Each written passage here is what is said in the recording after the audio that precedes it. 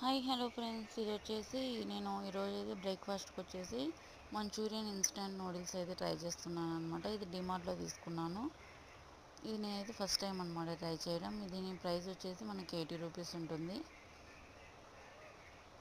నేనైతే రీసెంట్గా డిమార్ట్లో గ్రోసరీస్ తీసుకునేటప్పుడు ఇది చూసి తీసుకున్నాను అనమాట. ఎలా ఉంటుందో ట్రై చేద్దామనేసి ఈరోజు అయితే ట్రై చేశాను. దీనిలో అయితే మనము 3 పీసెస్ ఉంటుందన్నమాట. అంటే మొత్తం 6 పీసెస్ ఉంటాయి. కొంచెము ప్యాన్ తీసుకొని ఆయిల్ వేసేసి ఆనియన్స్ వేసేసాను.